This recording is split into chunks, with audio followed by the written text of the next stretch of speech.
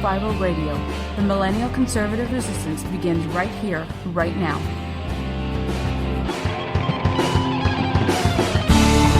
Oh, yes, indeed, ladies and gentlemen, boys, girls, children of all ages, the new Millennial Conservative Resistance does indeed begin right here, right now, with you, God! I hope you're watching and listening to the HoloNet here on the mighty, the powerful Mojo 50 Radio. Oh, yes, it is time again. Hey, if you didn't catch me on the Pat Oney Show, make sure you do so. We had a very rare, very, very stirring alignment of the three components of the Millennial Conservative Resistance. You had yours truly of the HoloNet. You had Mr. Andrew Coppins of Critical Thinking. Time to get critical up in this piece. And also the legend, the myth, the man, the Patrick Oney of the Pat Oney Show.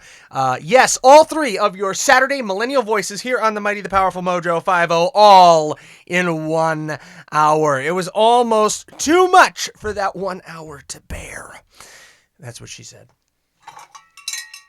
So, it was a lot of fun. If you haven't heard it already, please do get over there and check it out. It's on the Pat Oney Show. You can find it on Spreaker, SoundCloud, iTunes, TuneIn, iHeartRadio, all other places where great content is found. And, of course, here exclusively on the mighty Mojo 50. Today, ladies and gentlemen, boys and girls, it is Saturday. It is the 18th of April in the year of our Lord 2020. We are in the Plague Lands, and it is year 4 of the Trumpian age. So, how the hell are ya? Are you hanging in there? You doing good? You doing all right? I'm sipping my coffee.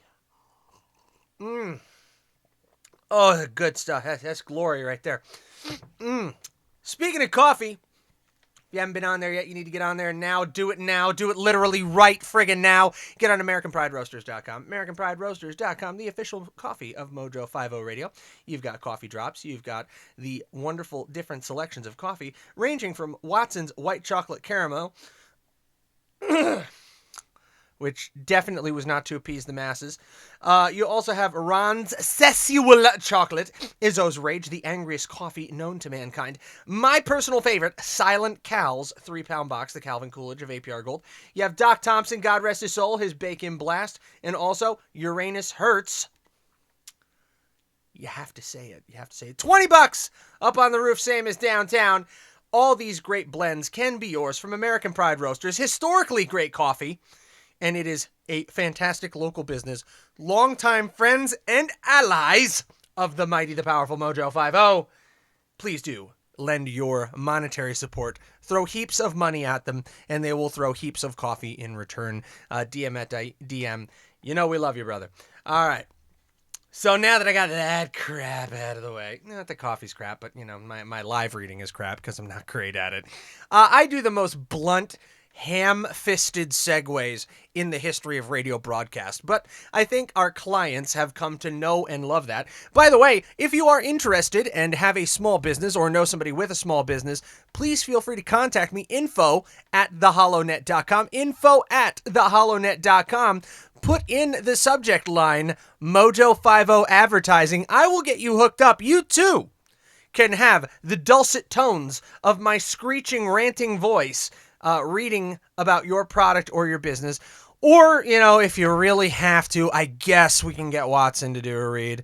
Or we can get Izzo to do a read. Or somebody. Or it could be me. But anyway, again, info@theholonet.com or call in 480-442-6604. We'll get you hooked up, all right? We'll take good care of you just like we do with everybody else. All right. Moving right the frig along, and I am so very sick of coronavirus news. I'm not sick from coronavirus. I'm sick from the Rona. Oh, what the hell are you going to do about it, though? I mean, it is the biggest story in the world. Why? Because around the world, people are sick and people are dying, and everybody wants to know why. How did this happen? How did we get here? How did I get here? And the days go by. Anyway. You have to laugh, because if you didn't, you'd cry. I have had a lot of feelings about this of late. I've mentioned that I am one of the people who is extremely fortunate to still have a 9-to-5 job. I am grateful to the Lord and to all of our customers and to the business that I work for as well in my 9-to-5. And I'm incredibly grateful to W.H.O and to all my fellow cohorts here who keep it on chugging along in spite of all the headwinds that we have in our personal lives. There's going to come a time when we look back at this.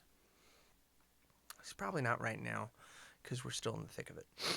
But there's going to come a time when we look back on this COVID-19, this coronavirus, with a seething, burning, deep question in our souls. And that question is why? Why? How? And very importantly, who? Who is responsible for this? Reports came out this past week that would seem to indicate, according to Fox News, and this has been posted on Mojo50 Facebook and on the HoloNet, and I reposted this story. Sources indicate that this strain of coronavirus, this SARS coronavirus 2, or SARS-2 coronavirus, the novel coronavirus, the Wuhan flu, the Kung flu, as it were, originated in the Wuhan Biological Laboratory. We have this, again, exclusive from Fox News and Brett Baer. They talked about this during the week. My apologies, I have a very itchy nose. And I will go to that story real quick here. I didn't really plan on touching on this, but I'm gonna. Sometimes you just have to touch things. Where's my bell? But the world will take stock, and the world will want to know how we got here, why, and as I said, who is responsible. And mind you, the reports that are coming out indicate that the spread of the coronavirus, at least the beginning of it, was accidental. The release was not intentional. I remember early on I had postulated that perhaps China was seeking to expose their own people to a engineered virus. I put on my conspiracy theorist hat, my tinfoil hat, and had that thought. Not a thought, but a thought. And I considered it briefly. The implications, because we're dealing with a government in China, and this is not hyperbole. This is not being overly judgmental on a cultural bias. This is a statement of historical fact. Here's the story right here off of Fox News. That China has wantonly slaughtered their own people. I'm going to repeat that. They wantonly slaughtered their own people under the governments of Mao Zedong. We know this. We know that the Chinese Communist Party holds the value of the human life quite cheaply. And that now that he has been made paramount leader with no end in sight to his term and leadership over the Chinese people, Xi Jinping is under very little compunction to do otherwise. Now, as I said, sources believe the coronavirus outbreak in China was accidental. In the exclusive from Fox, they said it likely originated at a Wuhan laboratory, though not as a bioweapon, but as part of China's attempt to demonstrate that its efforts to identify and combat viruses are equal to or greater than the capabilities of the United States. Multiple sources who have been briefed on the details of the early actions by China's government and seen relevant materials told Fox News. And that this may be, quote, the costliest government cover-up of all time, one of the sources said. The sources believe the initial transmission of the virus, a naturally occurring strain that was being studied there, was bat to human, and that patient 0 worked at the laboratory and then went into the population in Wuhan. The increasing confidence comes from the classified and open source documents and evidence, the sources said. Fox News has requested to see the evidence directly. Sources emphasized, as is often the case with intelligence, that it is not definitive and should not be characterized as such. Some inside the administration and the intelligence and epidemiological communities are more skeptical, and the investigation is continuing. And in fact, sources in the United States intelligence agencies did confirm that this is being investigated. Still, compelling information from Fox that definitely flies in the face of the narratives of China and the World Health Organization, who has been carrying their water with reckless abandon from day one. Especially salient given the fact that the leader of the World Health Organization is a quote-unquote former communist revolutionary from Ethiopia. Ethiopia, a country which is lock, stock, and barrel financed by China. Completely and totally. Leading me to post the following meme. If you haven't seen it up on the HoloNet's Facebook, facebook.com/HoloNet, you see the Eric Andre show, the famous meme where Eric turns around and shoots Andre. Andre representing rapidly responding to COVID-19 following Taiwan's example. Eric showing who run by a pro-China communist, and then asking the questions, why didn't Trump respond faster, and how can he cut our funding?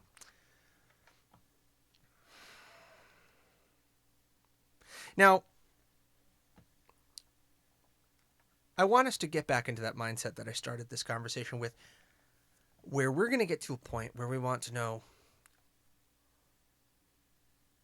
how, why, and most importantly, who. There are two parties of greatest concern here, and neither of them are in apparatus of the American government or in the person of a politician here in the United States. Okay? You have the government of China, the People's Republic of China, up to the highest levels, up to President Xi Jinping. And you have the World Health Organization, who I believe is partly culpable for this, in that they've worked hard to carry China's water and to repeat the Chinese narrative.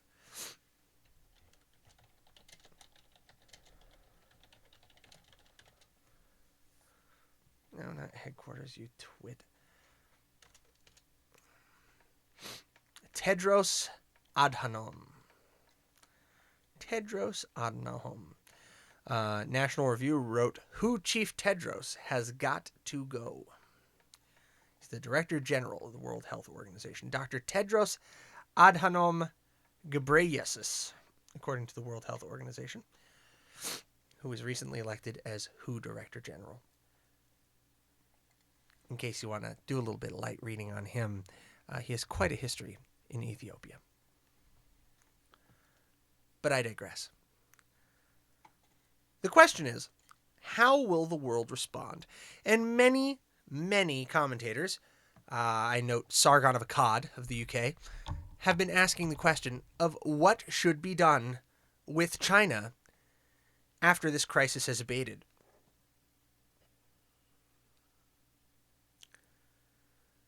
I want to stress that I don't think this will ever actually happen. But it should. The Chinese government, if these allegations are true, is guilty of negligent homicide on a global scale. Not because of their actions in researching the coronavirus to demonstrate their efforts to identify and combat viruses and, seemingly rival the United States in their ability to do so. No. The damning lies that the Chinese government told, and that were parroted by the World Health Organization, denying human-to-human transmission, fudging the numbers of infected, and failing to alert the rest of the world to the impending danger, and failing to accept international assistance and coordinated efforts that could have bottled this up in Wuhan before it was a true tragedy and disaster. Those actions and failures to act would make China, the Chinese government specifically, not the people of China per se, but the Chinese government, the Chinese Communist Party leadership, guilty of negligent homicide on a global scale.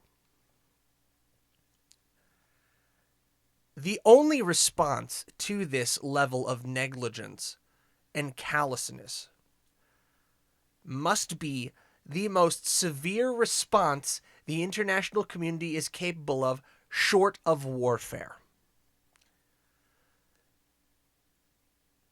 Reparations of the sort.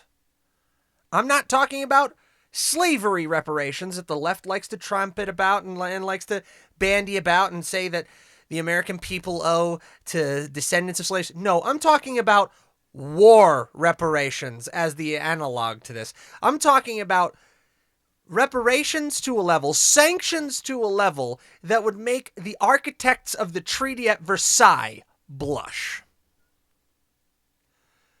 Crushing, catastrophic reparations to the families and to the nations that will never be the same. The Chinese government must be taken to task and given recourse that they pay these reparations and make an honest effort to make the victims whole, or that the existing government in Beijing step down in disgrace, never to rule again.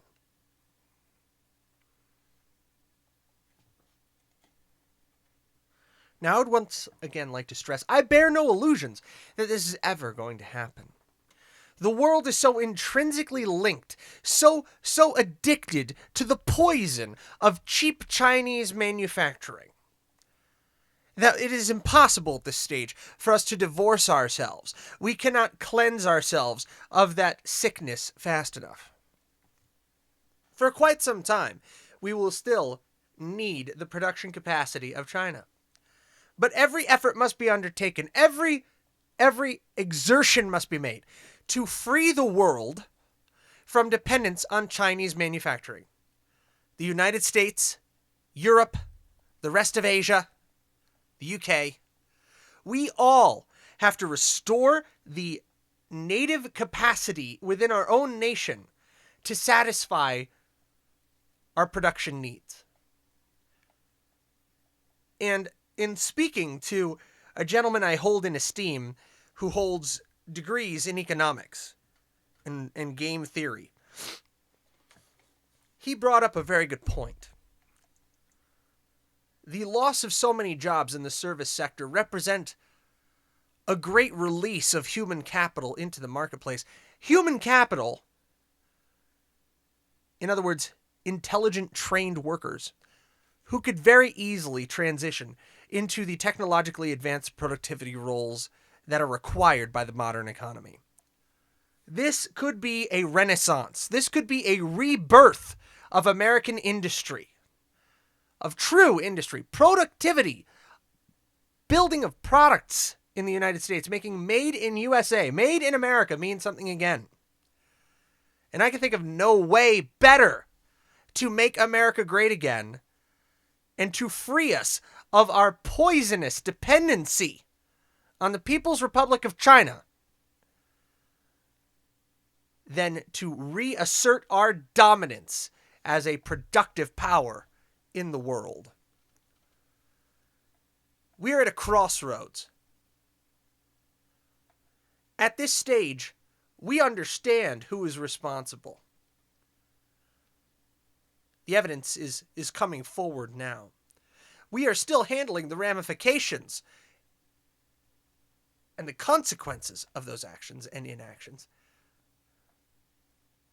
But we are coming to a time of choice where we must decide how to move forward. Do we continue down this road of dependency and codependency?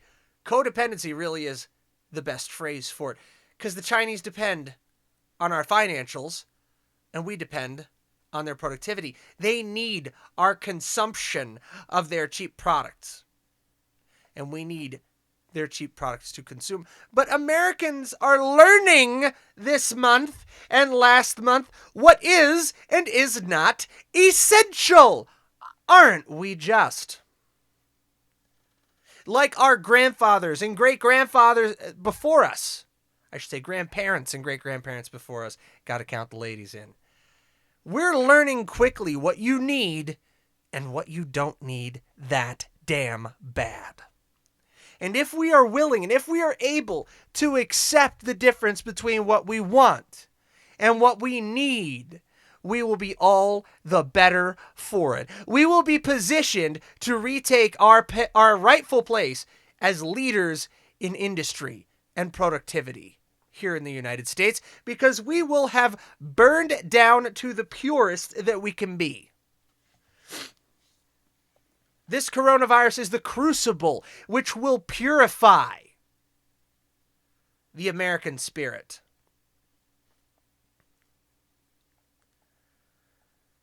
And we will realize that we are far greater than we have ever imagined ourselves to be. So who do we blame? Yes, absolutely. Blame China.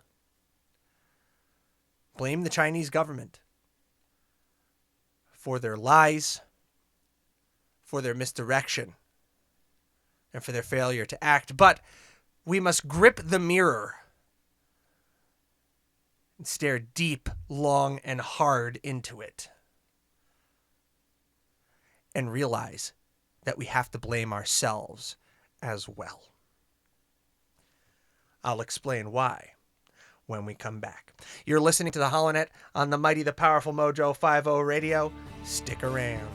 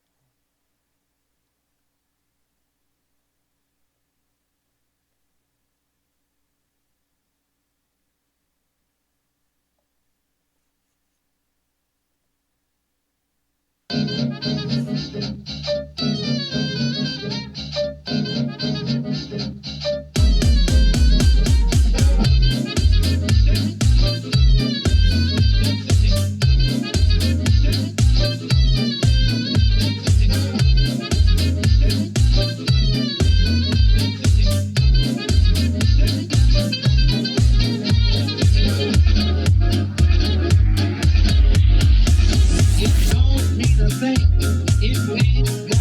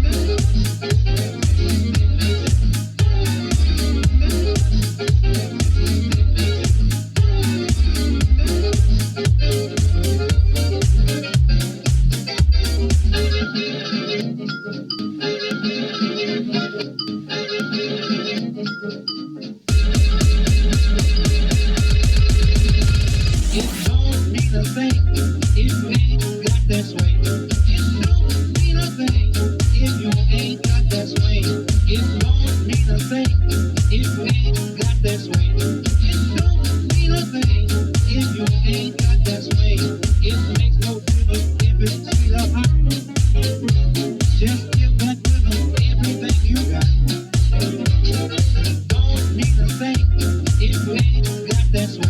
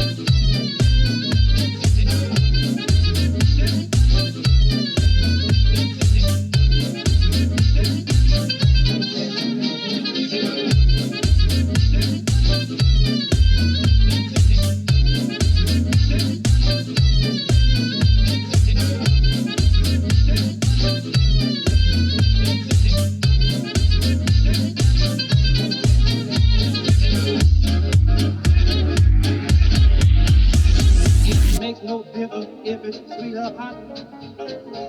Just give that rhythm everything you got.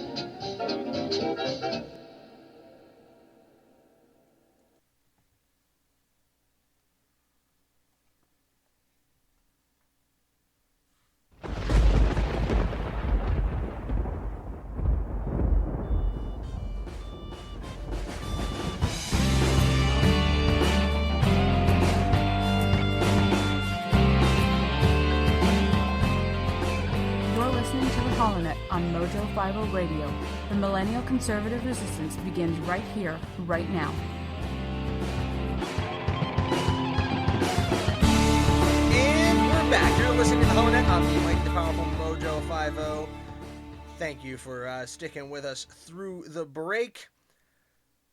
But folks, in order to properly understand how we must grip the mirror and share in the blame for the present situation with China and how this situation has gotten out of control, we do have to do a little bit of self-examination. That means thinking about our history and the history of the United States' relations with China. So yeah, it's going to involve a little bit of a deep dive into some history. So I'm going to ask you to stick with me on that. But first, before we do that, I want to tell you about one of our wonderful sponsors. Prepare with Mojo50.com. Prepare with Mojo50.com. Get on there right now.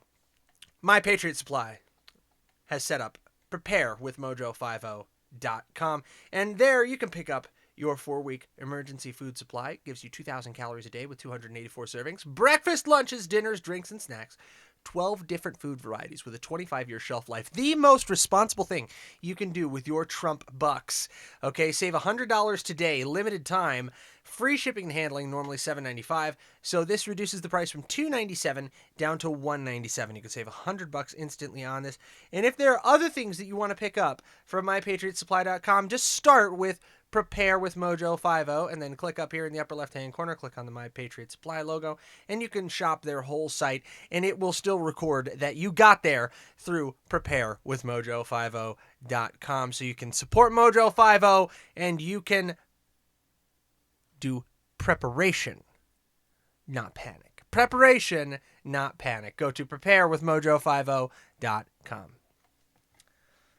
So as I said, we're going to have to get to just a little bit of history here. So it's time to convene the Mojo Institute. This is the Mojo 50 Institute for the Advanced Application of Freedom. Ya bitches. Yes, it is. It is the Mojo 50 Institute for the Advanced Application of Freedom. And why I'm bringing us to convene the Institute today. It's because we have to think about, how did we get here? And how we got here is by disillusioning ourselves that the United States won the Cold War in 1991. I've talked about this on other shows, where I've talked about how the communists simply rebranded, how Vladimir Putin, a former KGB man, has never lost heart and kept his communist origins close to him. But we're not ragging on old Pooty Poot today. No. Today, we're talking about the part of the Cold War that we all seem to have missed. It happened right at the beginning. And I don't blame the previous generations of our nation. I don't blame our grandparents for this. They were tired. They had fought the most horrific battles, one of the most painful wars in the history of all mankind. They had just won World War II. The world got together to defeat fascism. And defeat it they did. The Nazis were defeated and destroyed. The fascists of Italy, under Benito Mussolini, were destroyed. Francisco Franco's Spanish regime would fall in the 1970s, some 25 years later. But as a Western world, we fell short. Collectively, we fell short. Because in order to defeat fascism, we embraced communism. Yes, we embraced communism. We embraced Stalin as a brother. Uncle Joe, they called him. They being Roosevelt and Churchill, when they sat down with him at Yalta. They knew they were dealing with a very dangerous creature in Joseph Stalin, and they treated carefully. And they gave more than they should have. Churchill went to his grave believing that the United States, Britain, and France should have pressed the advantage and should have pushed Uncle Joe out of Europe and never allowed the Iron Curtain to fall.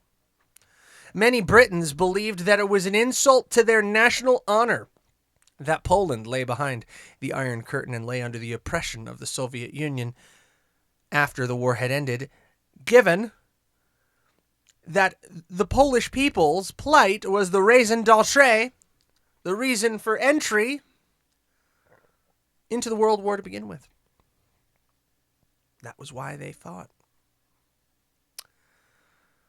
But it was necessary, we told ourselves. We had to work together with Stalin in order to defeat Adolf Hitler.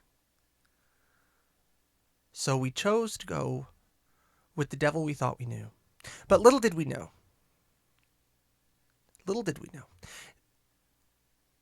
that there was another. There was another.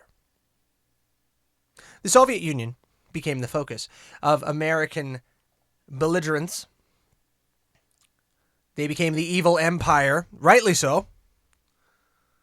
They were fought against by our diplomats, our presidents, and our statesmen for the subsequent 40 years between 1950 and 1991. 41, sorry. And eventually we did prevail, with President Ronald Reagan triumphantly standing in Germany saying, "Mr. Gorbachev, tear down this wall." And the Soviet Union was defeated under the weight of their own expenditures. We simply put, outspent them. And we could. We outspent them. We out-technologied them. That's not even a word. But what we let slide throughout this entire exercise was China. We look back through the history, and the trouble in China began long before World War II. The Chinese Civil War raged between the Kuomintang, or KMT-led government of the Republic of China, which is currently Taiwan, and the Communist Party of China from 1927 to 1949. The war was divorced into two phases, 1927 to 1937, and 1937 to 1945. Sorry, 1945 to 1949. Because between 1937 and 1945, the Chinese people were united in the fact that they were getting smoked by the Japanese. So the Chinese Communist Party and the Kuomintang, headed by Chiang Kai-shek and Mao Zedong, respectively, joined forces temporarily in order to eject the Japanese from their land. A lot of great heroism is to be told at this point. You have the Flying Tigers, who were the American Volunteer Air Force, who taught the Chinese how to fly, how to fight, and how to win in the air against the Imperial Japanese Navy and the Imperial Japanese Air Force. Legendary heroes and figures in American military history. And you also have some 50,000 United States Marine Corps troops who, as part of Operation Beleaguer after the close of World War II, were assigned under Major General Keller E. Rocky, the 3rd Marine Amphibious Corps, deployed to northeastern China's Hebei and Shantung provinces. The main objectives were to repatriate 600,000 Japanese and Koreans who remained in China at the end of World War II, and to protect American lives and property. During those 4 years, the American forces engaged in small battles with the communists, and they were successful in repatriating and evacuating thousands of foreign nationalists. The United States government also attempted to mediate a peace treaty between the nationalist Kuomintang and communist forces, but the effort was unsuccessful. This and the Korean War, as an extension of these operations, are where we as a Western world, not just as America, but as a Western world, failed. We failed to prevent a communist takeover of China.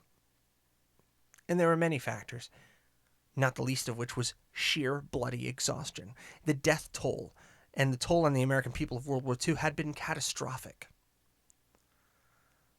The blood-drenched islands of the Pacific lay as a testament to the sacrifices of American troops. The bloody beaches of Normandy, on the day when our grandfathers and great-grandfathers and great-uncles stormed the beaches and purchased the freedom of Europe dearly with their blood. They were tired. They didn't have any fight left in them. But we did have money. So in addition to the 50,000 Marines that were deployed as part of Operation Beleaguer, we sent a lot of money to China. And it's an example of an ongoing trend. I believe it was about $4.82 million. Hang on just a tick. I had it up on my screen just a second ago. In mostly military aid.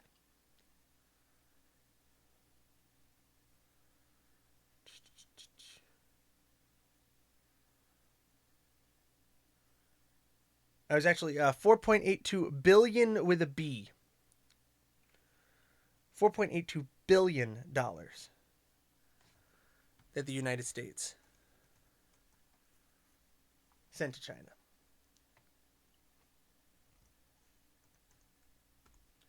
Very simply, the Chinese nationalists got their asses kicked. They got their tails kicked all the way across the country. They had gone from capturing the communist capital to about a year to 2 years later being forced out of the mainland and onto the island of Taiwan. They swept through. The communists, they swept through the lines and devastated the nationalists after the nationalists had significantly overextended themselves. We were not there to intervene in their war. We supported the KMT, the Kuomintang, under Chiang Kai-shek. But to be perfectly honest, the Kuomintang was a very corrupt regime. Corrupt, inefficient, full of cronyism. And as I said, the American people and the Western world had no fight left. And it seemed a battle that was very, very far from us. Little did we know that the consequences of that inaction would ripple through the rest of the century.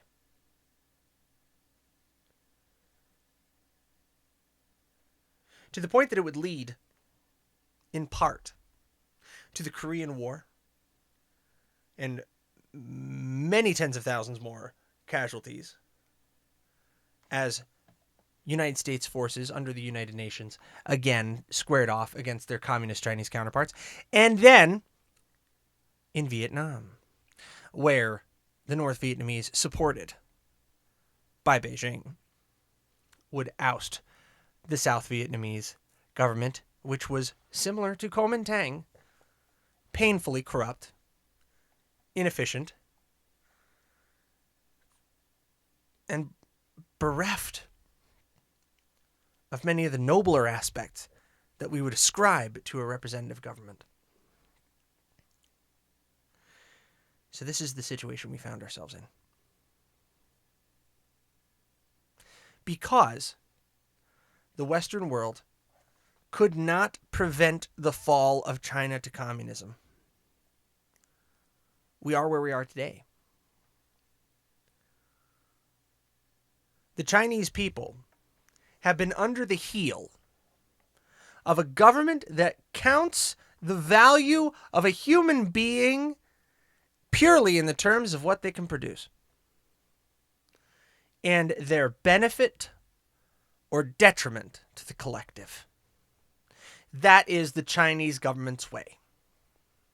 Do you benefit Greater China, or do you harm Greater China? And you are dealt with as such. This is why over 1 million Uyghurs, Uyghur Muslims, if you listen to Mike Phillip in the American Hook, he did a great show this past week. I think it was actually Wednesday.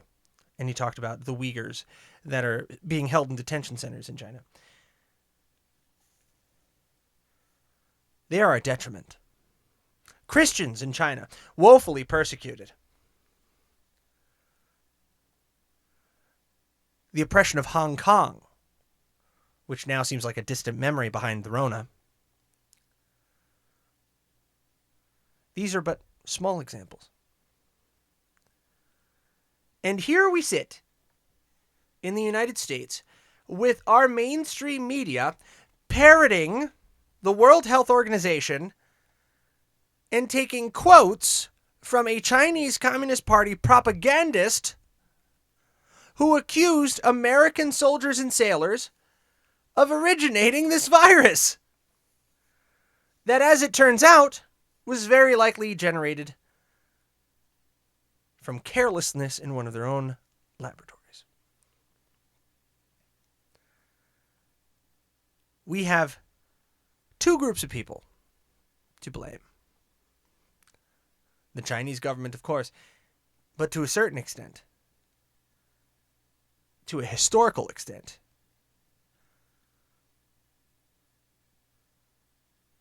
we are reaping now what was sown in 1949,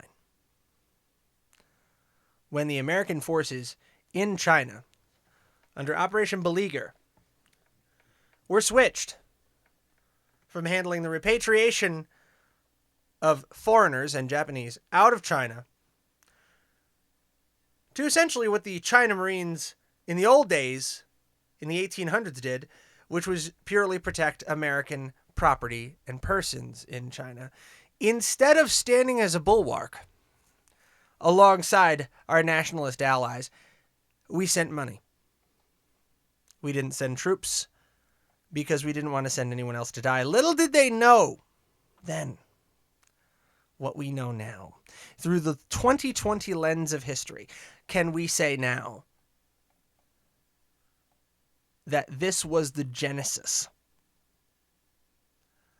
of the coronavirus and of SARS and of so many of the woes of the world. So many of the economic problems that we have can trace directly to China. It is the year 2020, the year of our Lord, 2020. And make no mistake, America's geopolitical foe is China. They're enemies of the Western world. Out of nothing else, if not negligence in the pursuit of their own power.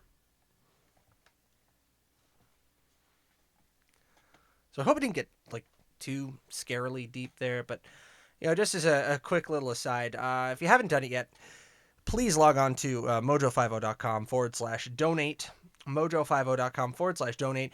You can take part in the Rocky Stucci Situation Room special for your Meatball Army t-shirt, and that is created by Sovereign Rising Custom Apparel. Sovereign Rising Custom Apparel.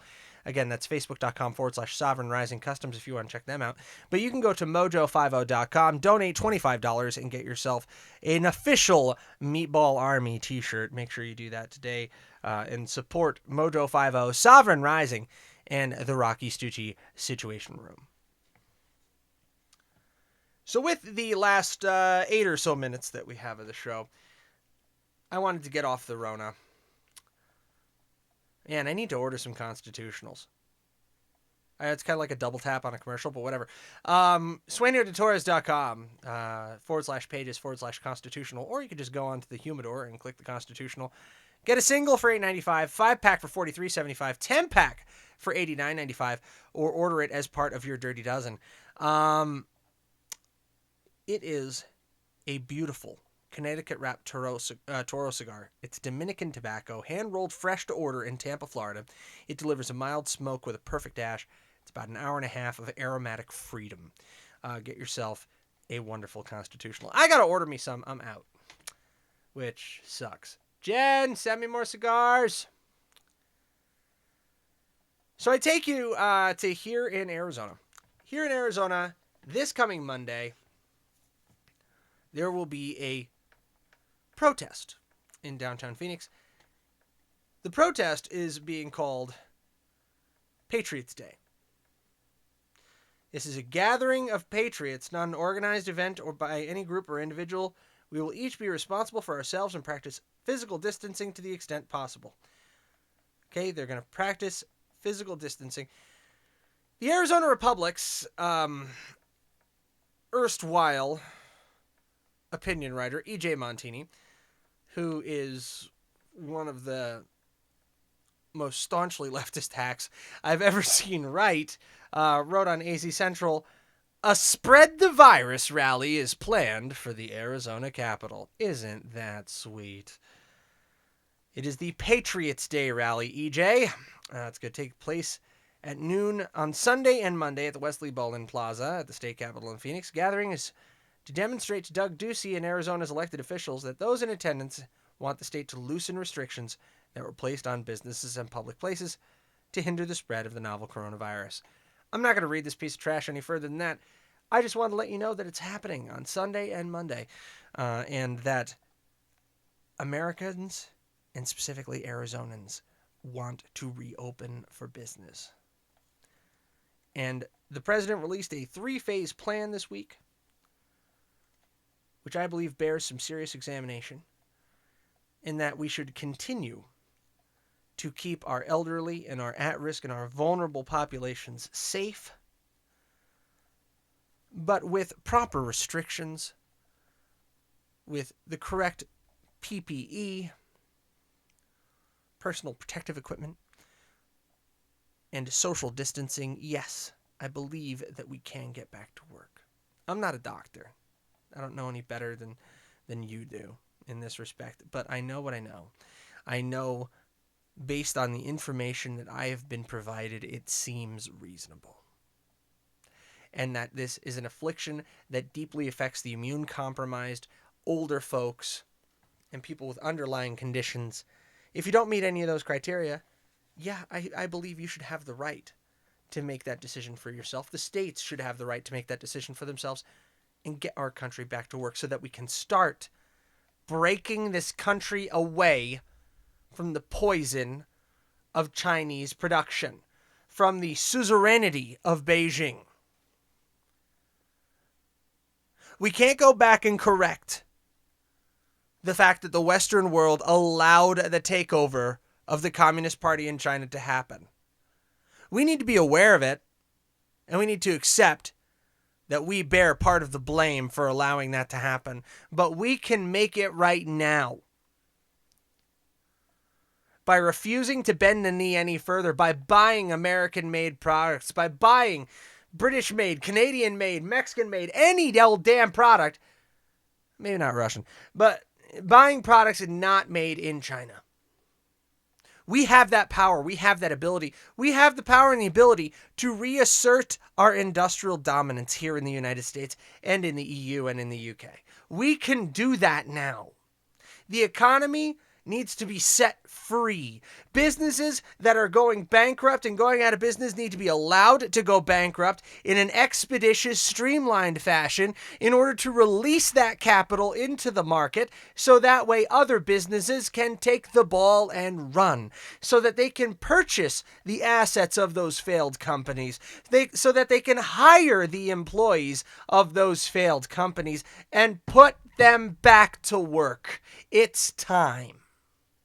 It's time not only to get America back to work, it's time to get America back into industry and put China back in their place.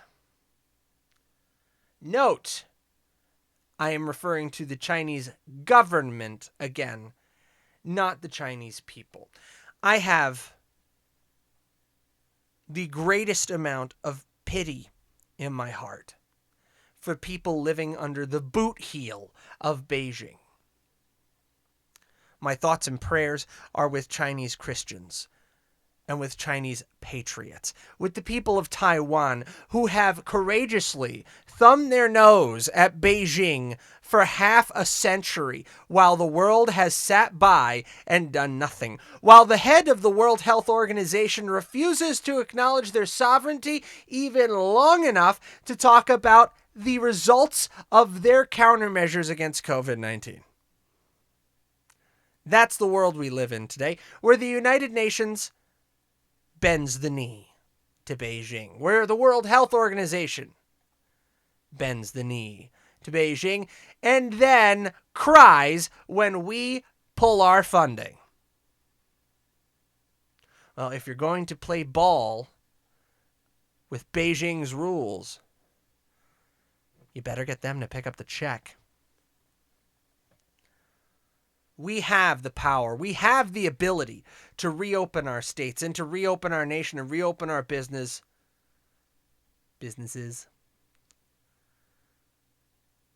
And to fight with everything we have and everything we are to retake our rightful place. To make America great again. And if anyone believes that we will be able to do so under the progressive socialist policies of Joe Biden, well,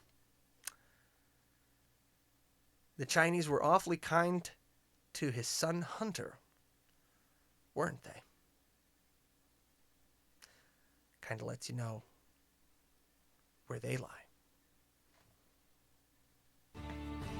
On that note, kids, it is time to go. We can do this.